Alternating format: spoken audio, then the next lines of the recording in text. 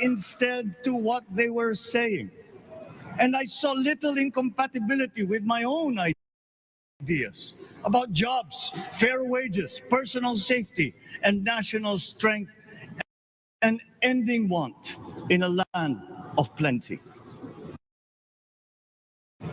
I believe that if we but focus on the work at hand and the work that will come to hand, we will go very far under my watch. You believe that too. At pinakinggan ko ang tinig ninyo na ang sinisigaw ay pagkakaisa, pagkakaisa, pagkakaisa. We will go farther together than against each other, pushing forward, not pulling each other back, out of fear, out of a misplaced sense of weakness. But we are the furthest from weak. The Filipino diaspora flourishes even in the most inhospitable climes, where they are viewed for their quality. The changes we seek will benefit all and will shortchange no one. I was not the instrument of change. You were that. You made it happen. I am now. You picked me to be your servant, to enable changes to benefit all. I fully understand the gravity of the responsibility that you've put on my shoulders. I do not take it lightly, but I am ready for the task. I will need your help. I want to rely on it. But rest assured, I do not predicate success on the wide cooperation that's needed. I will get it done. I once knew a man who saw what little had been achieved since independence in a land of people with the greatest potential for achievement. And yet, they were poor. But he got it done, sometimes with the needed support, sometimes without. So will it be with his son. You will get no excuses from me.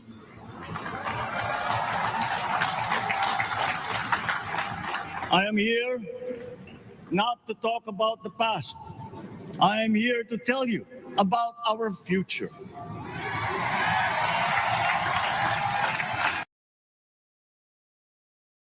A future of sufficiency, even plenty, of readily available ways and means to get done what needs doing, by you, by me.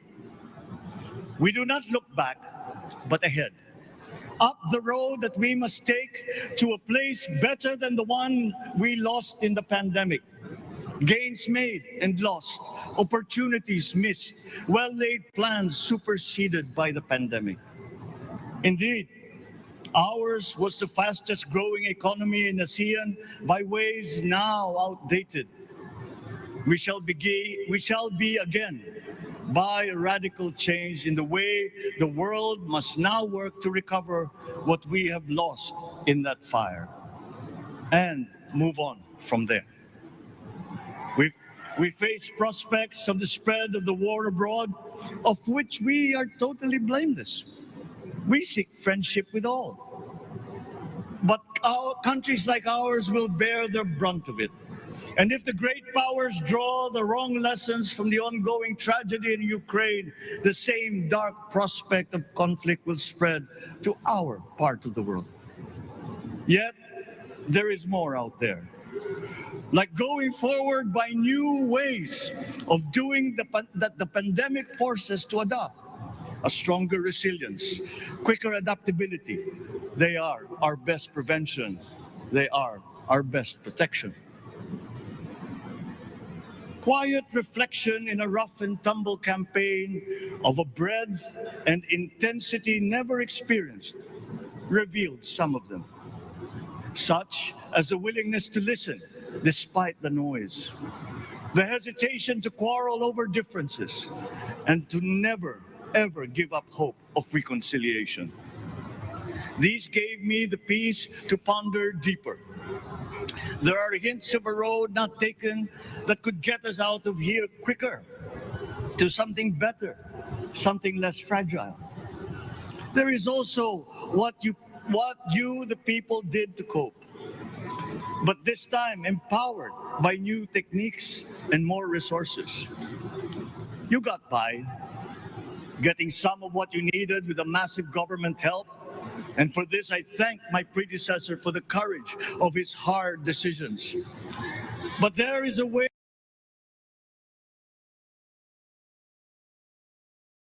to put more means and choices in your hands. I trust the Filipino. Imagine how much more you'd achieve if government backstops instead of dictating your decisions. Always there to pick you up when you fall, giving what you need to get past a problem. Imagine if it invested in your self-empowerment to bring it closer to taking on whatever challenges come. Imagine a country that, in almost every sense, is you. Now imagine what you and government can achieve together. We did it in the pandemic. We will do it again. But again, I will not predicate my promise to you on your cooperation. You have your own lives to live, your work to do, and there too I will help. Government will get as much done alone without requiring more from you. That is what government and public officials are for. No excuses, just deliver. It was like that once upon a time. I did not talk much in this campaign. I did not bother to think of rebutting my rivals. Instead, I searched for promising approaches better than the usual solutions. I listened to you. I did not lecture you who has the biggest stake in our success. And the forthcoming State of the Nation will tell you exactly how we shall get this done. In this fresh chapter of our history, I extend my hand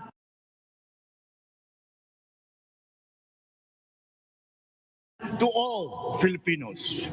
Come, let us put our shoulders to the wheel and give that wheel a faster turn to repair and to rebuild and to address challenges in new ways, to provide what all Filipinos need, to be all that we can. We are here to repair a house divided, to make it whole, and to stand strong again in the Bayanihan way, expressive of our nature as Filipinos. We shall seek, not scorn, dialogue. Listen respectfully to contrary views. Be open to suggestions coming from hard thinking and unsparing judgment. But always from us, Filipinos. We can trust no one else when it comes to what is best for us. Past history has often proven that. Solutions from outside divided us. None deepened our understanding. They were always at our expense. Never forget, we are Filipinos. One nation, one republic, indivisible. We resisted and never failed to defeat foreign attempts to break up our country in my father's watch. His strongest critics have conceded that. So let us all be part of the solution that we choose. In that lies the power to get it done. Always be open to differing views,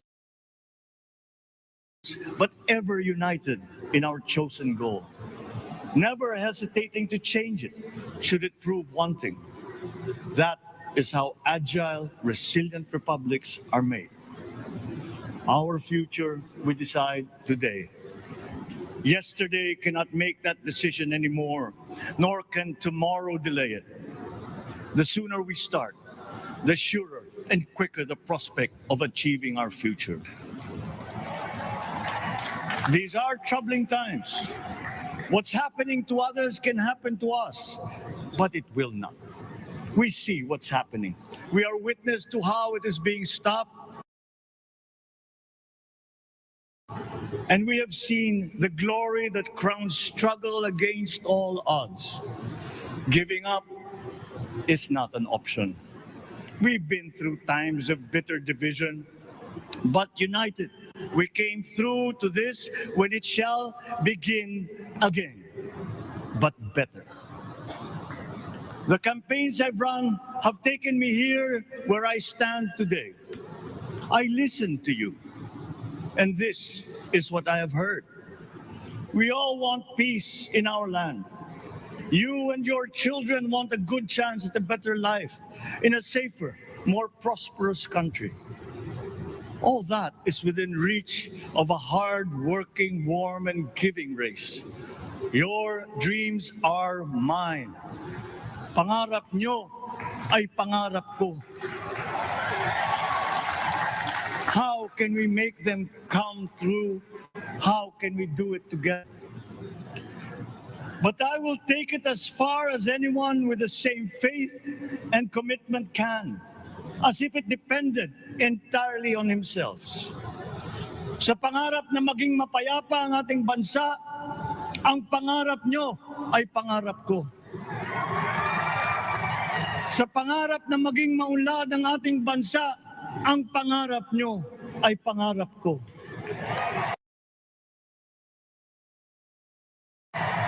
At sa pangarap na maging mas masinang ang kinabukasan natin at ng ating mga anak, ang pangarap nyo ay pangarap ko. We are presently drawing up a comprehensive, all-inclusive plan for economic transformation. We will build back better by doing things in the light of the experiences that we have had, both good and bad. It doesn't matter. No looking back in anger or nostalgia. In the road ahead, the immediate months will be rough, but I will walk that road with you. The pandemic ravaged bigger economies than ours. The virus is not the only thing to blame. What had been well built was torn down. We will build it back better. The role of agriculture cries for the urgent attention that its neglect and misdirection now demands. Food self-sufficiency has been the key promise of every administration. None but one delivered. There were inherent defects in the old ways.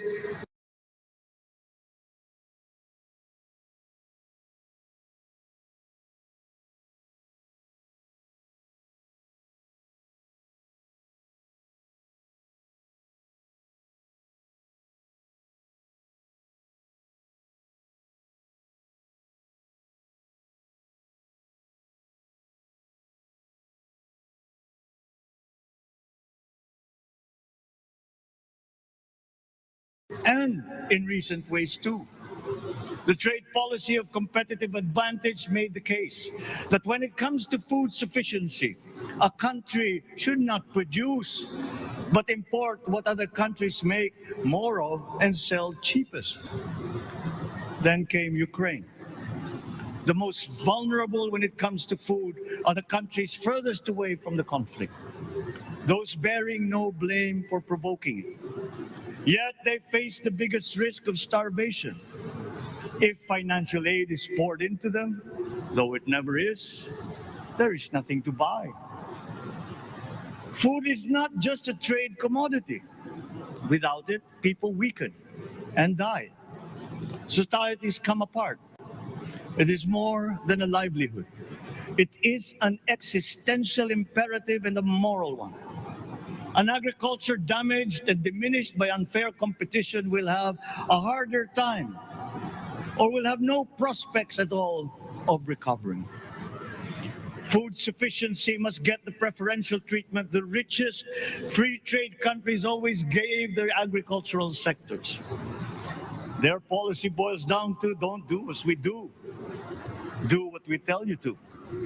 I am giving that policy the most serious thought if it doesn't change or make more allowances for emergencies with long-term effects. there is a parallel problem in our energy supply.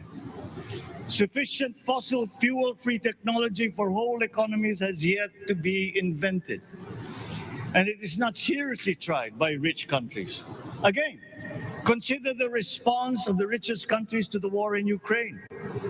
But surely, a free world awash with oil can assure supplies. Or we will find a way. We are not far from oil and gas reserves that have already been developed. What we teach in our schools, the materials used must be rethought. I am not talking about history. I'm talking about the basics, the sciences, sharpening theoretical aptitude and imparting vocational skills, such as in the German example, alongside the national language, with equal emphasis and facility in a global language. We had, and let us give OFWs all the advantages we can for them to survive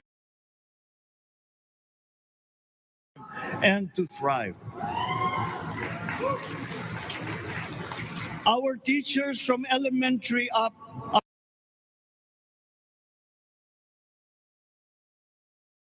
are heroes fighting ignorance with poor paper weapons.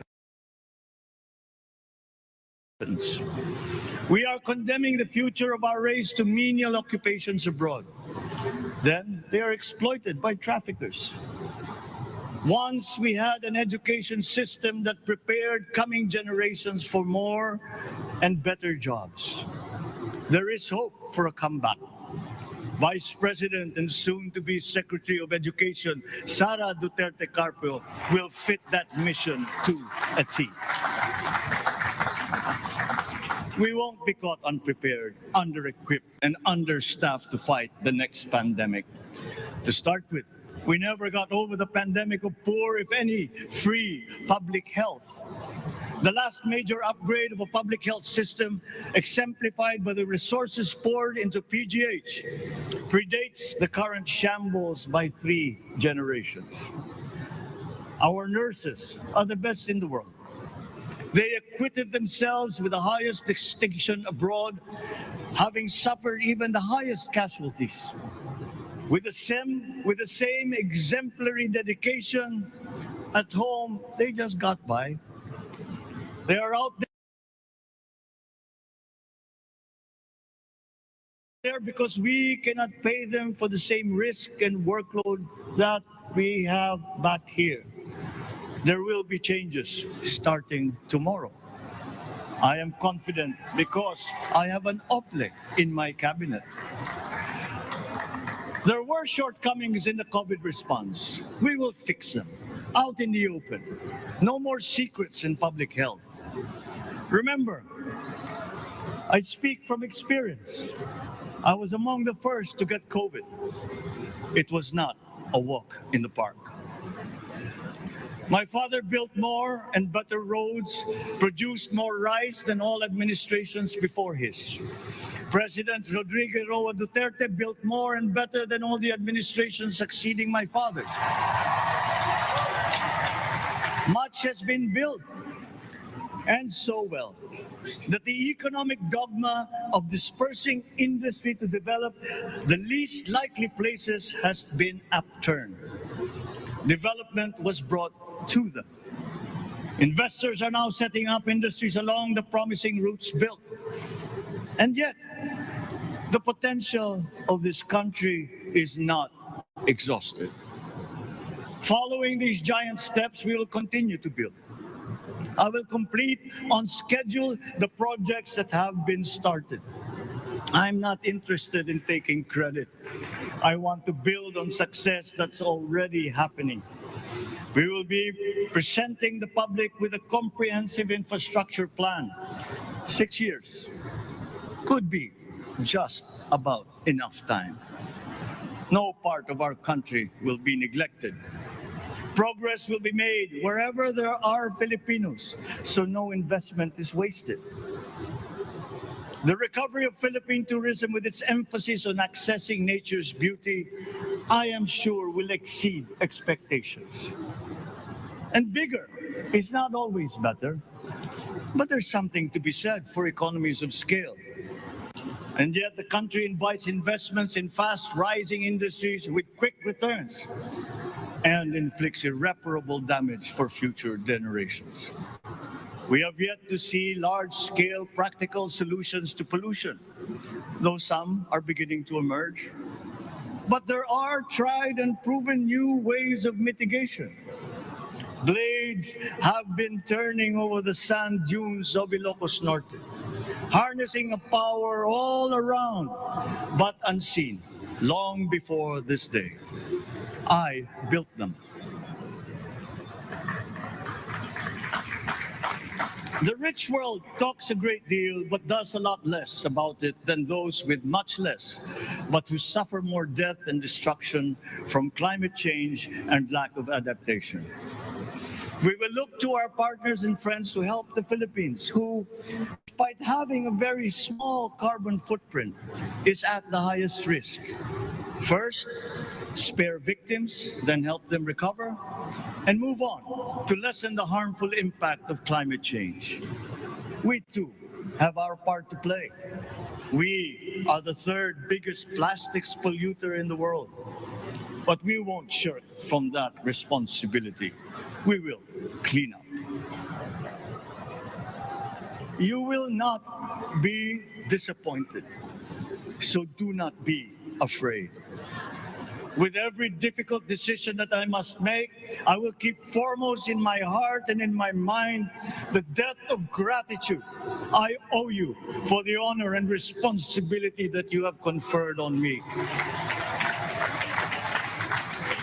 Whatever is in a person to make changes for the better of others, I lay before you now in my commitment. I will try to spare you. You have your other responsibilities to carry. But I will not spare myself from shedding the last bead of sweat or giving the last ounce of courage and sacrifice. And if you ask me why I am so confident of the future, I will answer you simply that I have 110 million reasons to start with.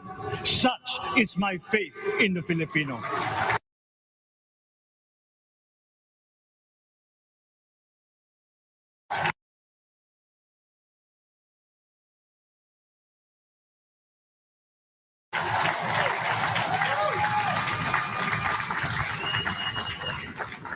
Believe, have hope. The sun also rises like it did today and as it will tomorrow. And as surely as that, we will achieve the country all Filipinos deserve. God bless the Philippines.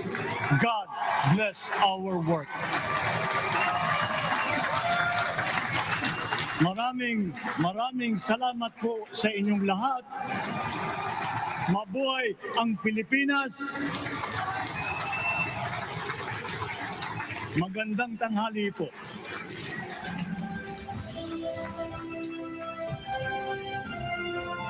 Excellencies, ladies and gentlemen, the President of the Republic of the Philippines, President Ferdinand Romualdez Marcos Jr.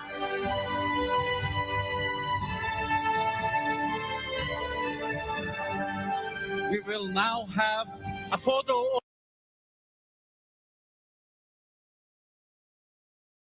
opportunity with President Ferdinand Romualdez Marcos Jr.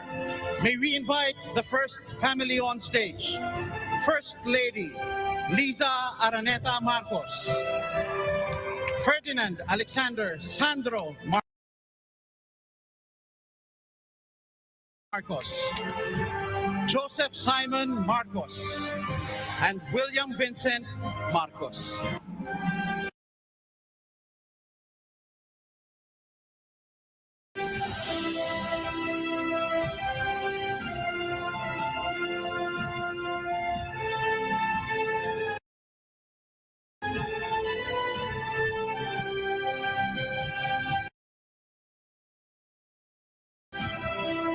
Inyo pong natunghayan ang naging talumpati at una doon ay yung panunumpa niya at yung naging talumpati ni President Bongbong Marcos. Sumabot ito ng nasa higit kumulang 30 minuto na panunumpa at the same time hanggang doon sa speech at kasalukuyan po nagkakaroon ng photo opportunity po. At kasama pa rin natin si Attorney Rolex Suplico at si Sas Rogando Sasot. Unahin muna natin tanungin si Sas, ano masasabi mo doon sa naging speech ni Pangulong Bongbong Marcos? Speech. Bigyan muna natin ito ng comment, ito nakikita natin ngayon sa screen. The Vice President and the President together. Kasi during the inauguration of President Duterte, the Vice President wasn't there. I think magkasabay pa ata sila. Hindi ba sila magkasabay ng inauguration noon? Hindi. Iba to. Diba, nakita mo na, the Vice President is like the President, talagang uniting talaga ito mula noon at sana magpatuloy ito. So magtungo na tayo sa speech. Napakaganda ng speech na to. Yun lang ang nasasabi. Yun ang una-una kong naramdaman nung naririnig ko yung speech na ang galing, we all know the oratorical skills of BBM. Talagang nandun siya Well, nag-Oxford yan Kahit ano pa sabihin ng mga kritiko niya, nag-Oxford yan. And then, ang isa sa mga A-levels niya para makapasok ng Oxford is English. Iba-iba yung oratorical skills talaga ni BBM, ni President BBM. President na. President BBM. Ngayon, in terms of the content, napakayaman ng content ng speech na to. Pero pag isusulat ko ang magko-comment ako sa speech na to, halimbawa I will look back dito sa speech na to 30 years from now or 40 years from now. Ang maaalala ko dito na I think the most quotable quote here, parang ito ang kanyang we conquered na line. Yung we are Filipinos, one nation, one republic, indivisible. Ang ganda nun. Hindi lang yung words, the way na construct yung verse na yon and the way BBM delivered. So I think if you're going to have a clip about this inauguration speech, ayun dapat ang maging sentro Kasi yun na yung message niya ni President BBM. Pinapangatawanan talaga niya mula nung nag-umpisa pa yung campaign hanggang sa kasalukuyan, yung unity. Yes. Yung pagkakaisa. Yes. Yun yung paulit-ulit na message na to. Saka yung saka yung role na hindi na tayo dapat lumingon pa sa past. We have to look forward to the future. Attorney Rolex. Well, para sa akin, years later, pag-uusapan natin itong particular speech ni President Bongbong Marcos, Ito yung ang naiiwanan sa akin. I will not talk about the past, but the future. And we look ahead. Ito po, Ito yung cornerstone ng kanyang inaugural address. So kung pag na-quote tayo, o may quotation tayo, ito naalala ko palagi. Tama, I agree with Ms. Sas, Parang Julius Caesar. I came, I saw, I conquered. Bini, Veni, Vidi, Vici. Diba? Yun We are Filipinos, one nation, one republic, indivisible. Ang ganda ng delivery ni BBM doon. So, and a lot of things to remember. Pero I think, kasi kung ikukumpara mo to sa inauguration speech ni President Duterte noong 2016. Si President Duterte din may binanggit na mga problema na dapat solusyonan. Noong 2016, ang sentro talaga ni PRRD ay yung drugs. Ngayon dito kay President BBM, ang naging sentro, ang problema kanyang unang highlight.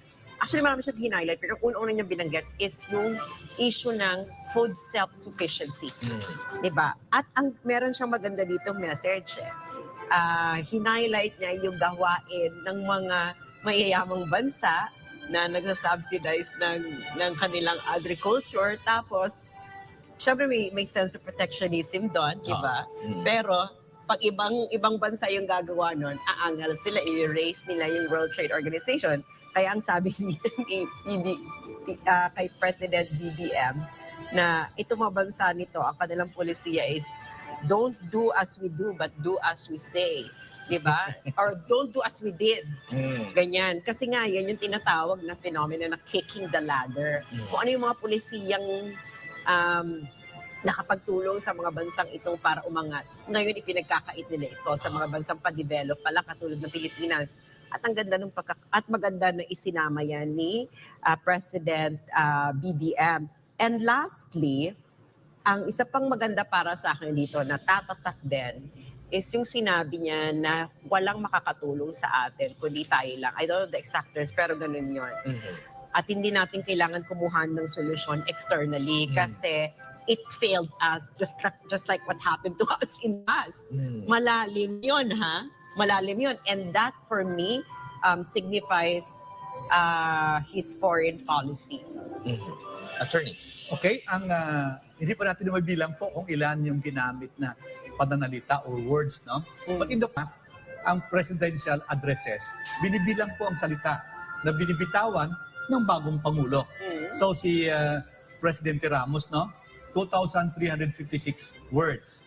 At ang kanyang duration ng kanyang speech, 29 minutes. No? President Arroyo, 1,066 words, 15 minutes. No? President Estrada, 2,202 words, 31 minutes. Ito yung katumbas ng kanya. Binibilang ko dito, I think President BBM spoke for around 32 minutes. Yan. Ang shortest speech no so far ay diniliver ni President Duterte. 1,343 words, lasting for around 15 minutes. Yan. No? Pero nakikita natin no, na ang parts ng presidential inaugural address ay dalawa. Appreciation for the nation. Ang pagpapasalamat po ng incoming president sa mandatos na binigay sa kanya ng taong bayan. Ang pangalawa po, yung call to action. At sinabi niya ito, no? May call to action siya. Sabi niya, I listened to you and this is what I heard. Tapos sinabi na niya yung kanyang narinig at ang kanyang gagawin. Ito na po yung call to action. At yung kanyang sinabi kanina, yung One Filipino, yung One Nation, One Republic, nakita talaga niya na ito yung pagiging watak-watak, yung dahilan kung bakit hindi talaga nakalipad ng gusto yung bansa SAS.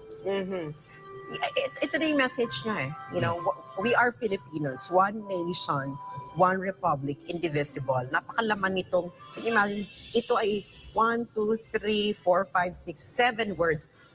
Oy, 7 is a Marcos number, ha? 7 is a Marcos number. That's the lucky number of Apo Marcos. Ito mo, we are Filipinos. Tama ba? 1, 2, 3, 4, 5, 6, 7, 8 naman. Still, lucky number, infinity. So, ayun na nga. Now, you know, as I told you, the Marcoses are very, really very good in utilizing the symbolism of the nation in order to govern. Diba? Katulad, and we will not expect anything less dito sa presidency ni PBBM. Kita mo, the venue itself is very symbolic for the nation and for the theme of unity. Diba? Tapos ang ganda pa nung parade ng military, ng assets natin. Diba? Kasi parang, I haven't seen this before. Yung ganyang kagandang inauguration. Kasi madalas kasi ang inauguration sa Quirino Grandstand. Oo, Diba? tama. And kabilang din sa niya, yung na-appreciate talaga is yung mga nagawang proyekto din ni Pangulong Rodrigo Duterte na nalagpasan after nung sa panahon ng kanyang tatay, lalo na yung sa Build program ng ating Pangulo. Sa survey sa SAS, sa Publicus Asia, Attorney Rolex, ekonomiya, trabaho at edukasyon yung top issues of concern dun sa lumalabas dun sa kanilang survey, and 73% dun sa sinurvey nila nagsasabi yung Philippine economy, which is nabanggit din ito ni President Bongbong Marcos sa kanyang speech. I think, it's post-pandemic, and ang una-una mo dapat solusyonan dyan is yung pagbalik ng sigla ng iyong ekonomiya. Ako naman kasi hindi ako worried about economic recovery kasi ang Pilipinas ay maraming magaling na financial and economic managers. Panahon pa to ni Gloria. It's the same, the same group of people, Gloria, Noy, and of course kay PRRD. These are the people who are kept on circulating dyan. Magagaling talaga sila. We really have good financial and economic management. So, hindi ako talaga mag-worry dyan, makaka-recover tayo. Plus, ang kasi sa atin, ang ekonomiya natin talaga, ang malakas is domestic consumption. Makabalik lang ulit tayo after lockdown, mawala yung lockdown, yung economy natin magbabounce back kasi yan talaga ang backbone ng economy natin, yung domestic consumption. Attorney Rolex, baka So, ang nag-uusapan niya na call to action, ito na, economic recovery. Nag-prepare daw siya ng plano para sa economic recovery ng ating bansa. Pangalawa, food self-sufficiency. Pangatlo, sufficient energy supply. Sabi niya, find other sources of energy. Okay, tapos tech-voc. Technical vocational. So ang TESDA medyo may diin sa kanyang administrasyon. Tapos yung OFWs. Tapos yung education na mention pa si VP Sara Duterte. Tapos pandemic preparation. Sabi niya, kailangan daw ng major upgrade ito. So yung Department of Health, kailangan may major upgrade dito po. Yung health, mga nurses, na mention din dito si Secretary Ople. Tapos yung COVID response, importante sa kanya rin. Bakit? Kasi po siya ay nagkaroon ng COVID. Siya po ay nag-test positive din siya sa COVID. Tapos sabi niya, ang development of our infrastructure, na binigyan din ng kanyang tatay at sa kanyang outgoing President Duterte. Tapos ito pag sinabi I will complete all projects already started. So para sa akin, major pronouncement yun kasi ang karamihan na incoming president, hindi po i-implement. Yung project started by the outgoing president. Ito po i-implement ito. Attorney Rolex, naalala ko yung isang interview natin sa isang kumakandidato. Naalala ko sabi niya na every time na after ng election, nagkakaroon tayo ng bagong bansa. Ibig sabihin, hindi na ipagpapatuloy. Start from square one. Oo, balik ka zero, mag-uumpisa na naman, tapos ayaw kilalanin nung nanalo, reset na naman, yung kanyang plano na naman, yung kanyang gustong I think now we will have at least a continuity for at least 18 years. Di ba? Sinimulan ni PRRD, and then BBM, and I think 6 times 3, 18? At least 18 years. And I think you need that for your country to really develop and have a stronger foundation. Kasi yan talaga ang napakalaking disadvantage ng may term limit ang isang administrasyon. Yung papalit-palit. May tanong ko lang kasi 'di ba narinig natin yung kanyang pangunahin talaga yung economic recovery, and in line dito din yung kanyang mismong desisyon na pangunahan yung Department of Agriculture. Nakikita mo ba? Kasi si Pangulong Duterte, iba rin yung kanyang, di ba? Yung anti-crime, war on drugs, anti-corruption. So kumbaga, naisip mo ba na naiisip din ni Pangulong BBM na okay na, nakaset na ng siguro yung government sa paglaban sa drugs, and ito yung kailangan ngayon, kaya ito yung tututukan ko. Ano masasabi mo? Well, there is an emergency that we face regarding food security, at talagang pag hindi ito naagapan ngayon, in the next 6 years, we will really suffer a lot. Mag-i-import na lang tayo mag-i-import ng walang humpay, at kung may mangyari sa pandaigdigang merkado, hindi lamang fossil fuel ang tataas ang presyo sa atin, pati yung price of agricultural produce.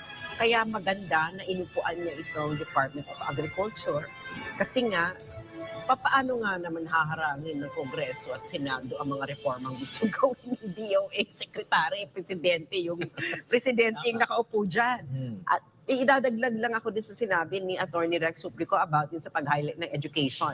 Sinabi ni President BBM, gusto niyang i-revise or ang content ng mga lesson. At maganda i-emphasize na hindi yung history, kundi yung science. Oo. Diba? Ating Basic, science. tsaka yung basic education, kung ano yung reason kung bakit nag-aral ka doon. Oo, yung Para matuto ka na. correct. So maganda yung pag-emphasize niya dito ng science education. Yun. Kasi hindi ka pwedeng mag-industrialize the country kung yung science education mo ay lagapak.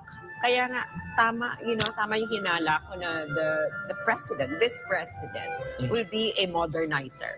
And in order for you to enter modernity, kailangan mong paigtingin lang yung science and technology. Okay, yung ending niya, Partner Admar, Miss Sas, no? Gusto ko rin. Yung ending niya, we will clean up. After mentioning yung windmill sa Ilocos, na inumpisa niya. So we will clean up. Ito po para climate change. Oo. We will clean up kasi yung magandang binanggit niya na third tayo sa polluter ng ocean sa mundo. Plastic contributor. Oo, plastic contributor. Tapos sabi niya, we will clean up. So, yung 31 million, humanda-handa na kayo dahil i-mobilize tayong 31 million para linisin ang ating mga karagatan. Handa na ba kayo? Tapos yung foreign policy, meron na mention siya. Sabi niya, we seek friendship in all. Well, the continuity with the Duterte doctrine. I agree. So medyo meron na tayong alam, no?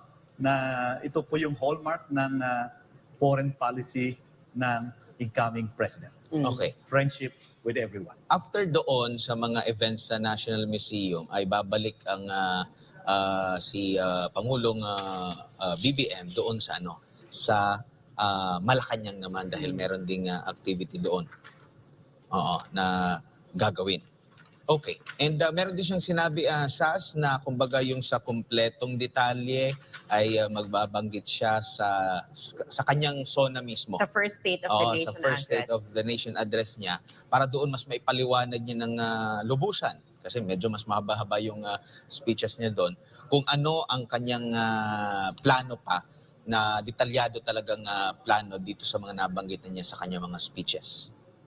Kaya magandang abangan yun. Oo. Kasi we have a new Congress, diba? At doon sa SONA kasi, doon niya ilalatag ang kanyang legislative agenda. Diba? Tama, Attorney Rex? Yung unang-unang SONA, diba? Talaga. And marami ding sa social media nakamonitor din ako. Maraming mga curious din doon sa Biblia kung saan nilapat niya yung kanyang palad. Dapat daw bigyan ng backstory yung old Bible na yon dahil lumang Biblia yung gamit niya. Well, tingnan na lang natin kung ano pang mga paliwanag niyan sa mga Baka future yan ang pa. Bible na ginamit ng tatay niya. You'll never know. Di ba?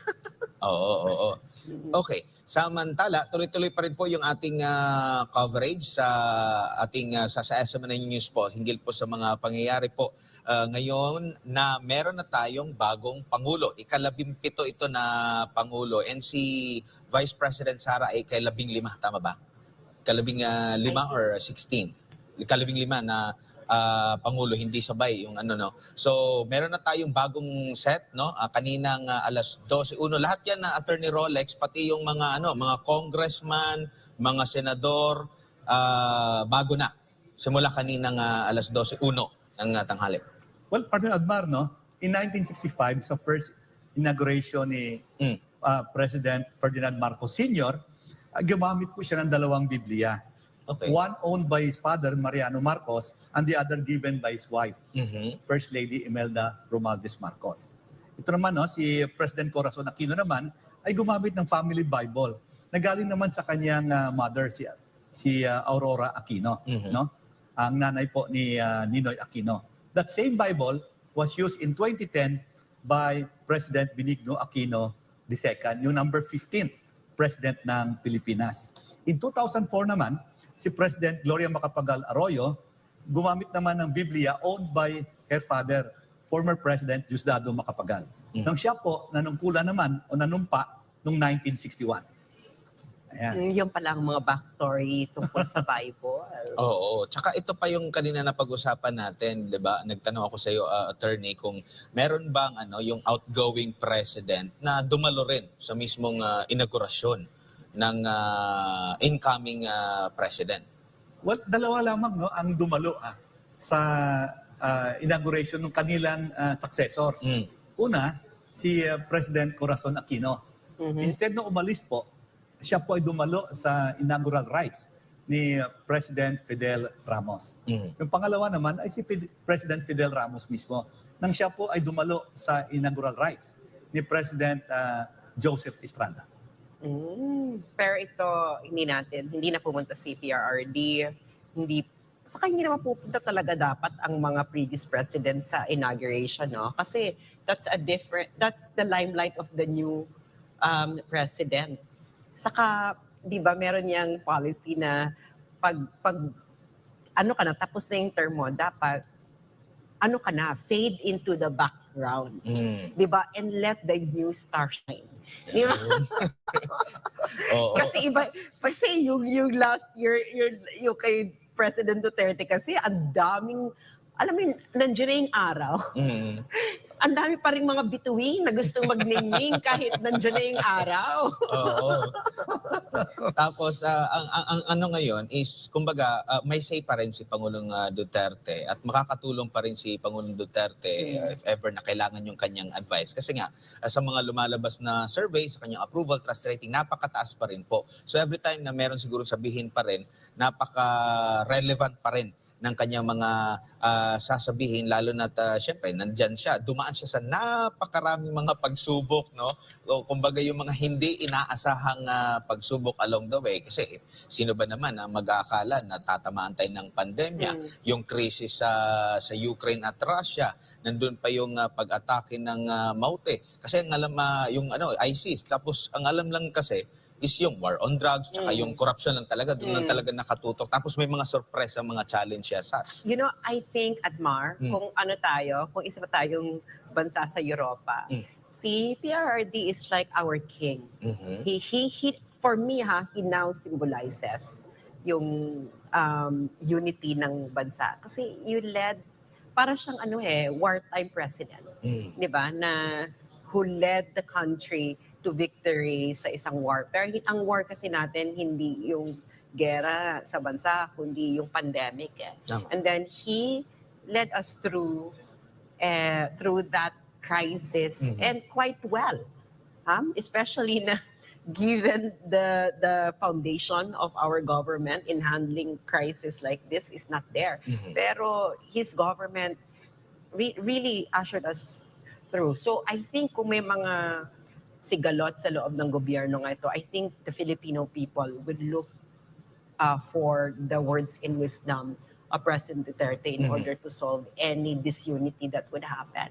I think he is now like the old sage of the nation. He is the beloved old man of the Philippines, especially na he's the most trusted outgoing president we ever had in our history. Para nga kay Honorary Chairman Pastor Apollo Sikibuloy, modern hero itong si Pangulong Rodrigo Duterte, no? At kumbaga doon sa kanyang parang nag-umpisa tayo sa si Pangulong Duterte inumpisan saan yung pinakaugat na nakita niya na pinaka-problema, kasi si Pangulong Duterte nag-umpisa siya sa pinakamababang posisyon sa local government unit, and nagkita niya talaga doon kung ano yung mga problema, at hanggang doon sa namuno na siya, nabanggit niya sa speech niya Sabi niya, erosion of faith and trust in government is that is the real problem that confronts us, no?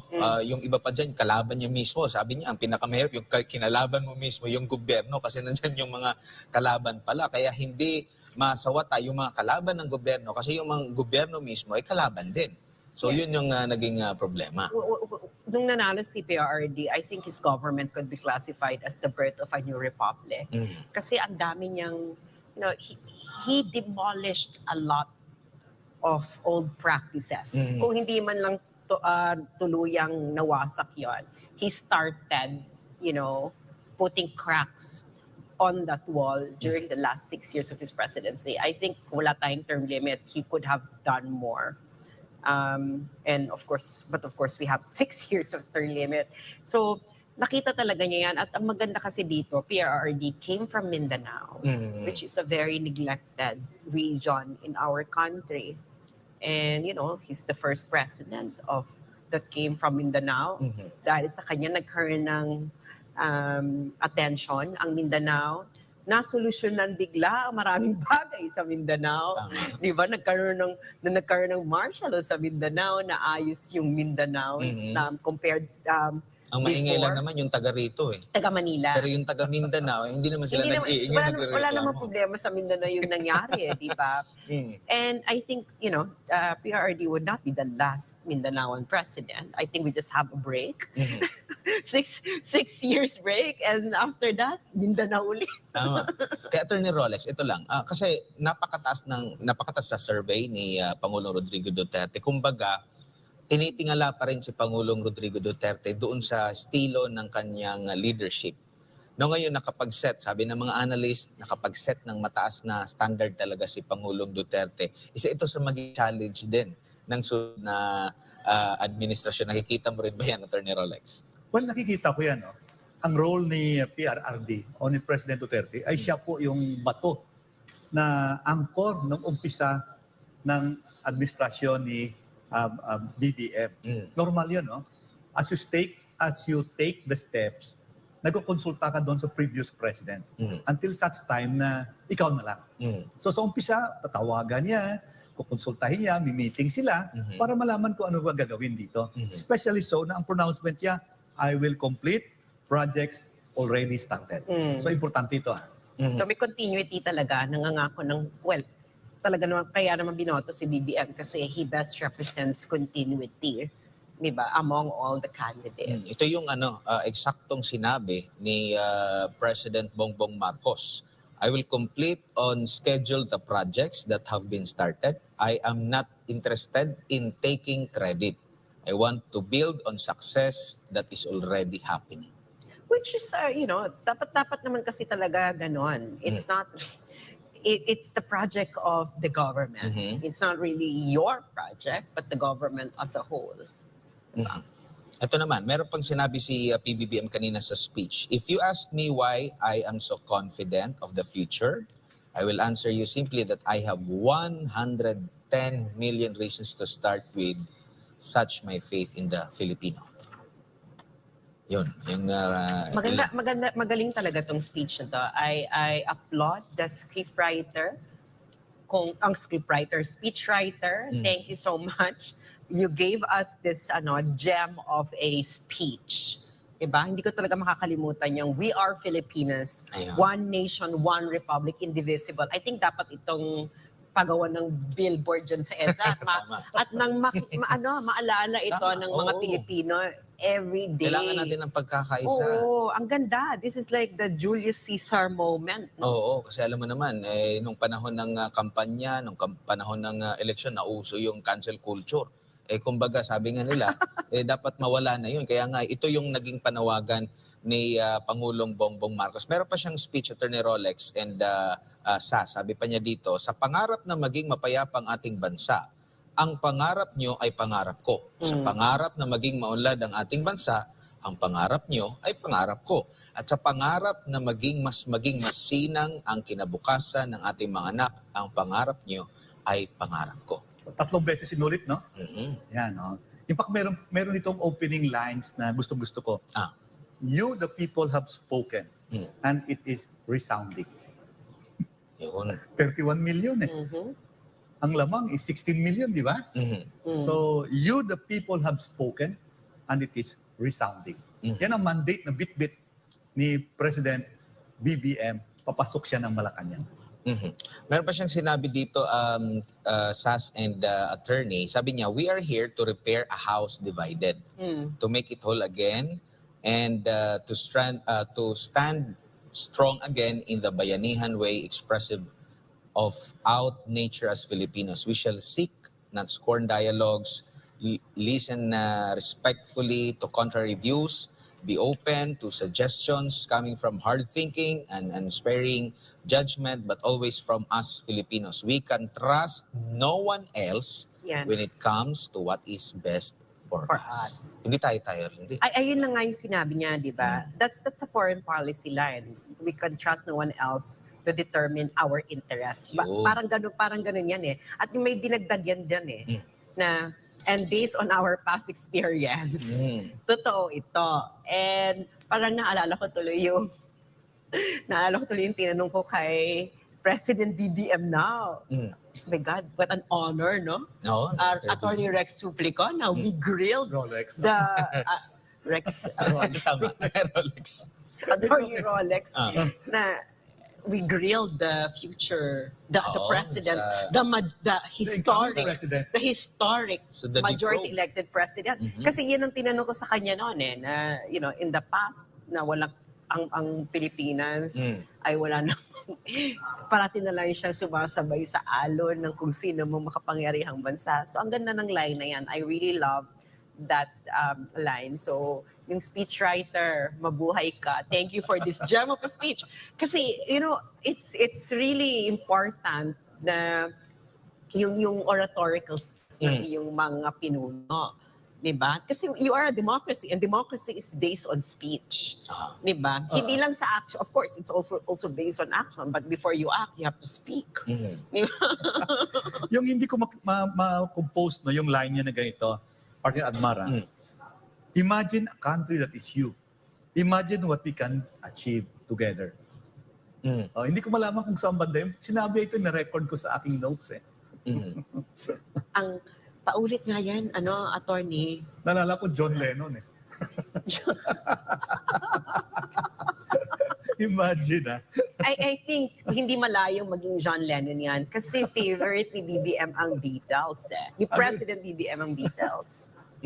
Meron pa siya dito, sinabi, I did not talk much in this campaign. I did not bother to think of rebutting my rivals. Instead, I searched for promising approaches better than usual solutions. I listened to you. I did not lecture you who has the biggest stake in success. Yan, yun yung mga part doon sa kanyang naging talumpati. Attorney and attorney, baka may dagdag ka pa. Well, ang isang napansin ko dito, I think Miss Sas and I, pinag-usapan namin to kaninang break natin. Hindi na-mention directly ang Vice President ng China. Hindi ko alam kung nandyan sila or mamayang gabi pa sila. Hindi rin na-mention itong second gentleman na pinadala ni President Biden ng Estados Unidos. Again, hindi ko alam kung nandyan sila or mamayang gabi pa sila. Okay, kung nandyan naman sila, ang interesting dito, ang tanging special mention lang na parang pinadalang delegation ng isang bansa ay yung Australia, the governor and his wife. And then the rest, in-acknowledge na lang as a group, as a part of the diplomatic corps. And maybe it was a strategic choice para hindi magkamali sa billing. Or the most likely explanation is wala sila dyan. Kasi that's a faux pas. You will not recognize, ang in-recognize mo lang yung Australia. Well, kasi po mamayang gabi, merong reception sa Malacanang. Baka nandun sila. Baka nandoon sila. So what happens after this inaugural address? The President will return to Malacanang to possess Malacanang. For the first time.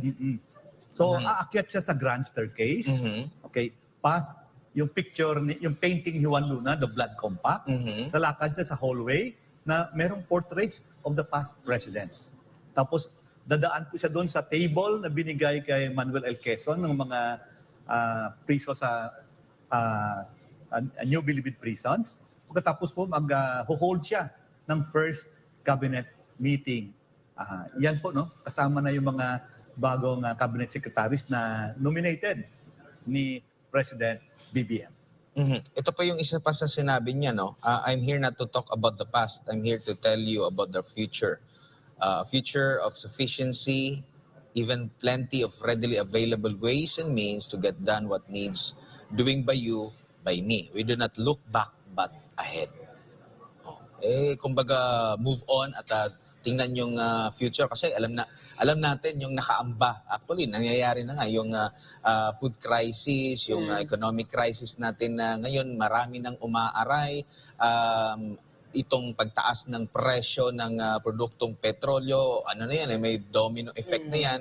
And wala tayong magagawa kasi nakasandal tayo lagi sa world market na kung gumagalaw yung presyohan doon, apektado tayo kasi napaka-dependent pa po tayo doon sa mga produktong yan. And alam naman natin, meron pang sinabi yung super ate ng presidente, si SAP.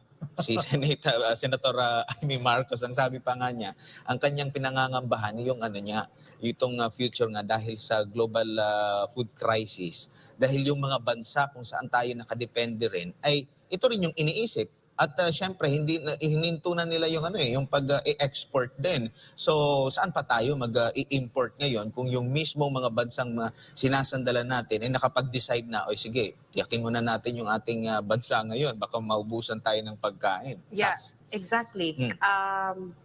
I think kasi, President Duterte focused a lot on building infrastructure, which is of course very necessary kasi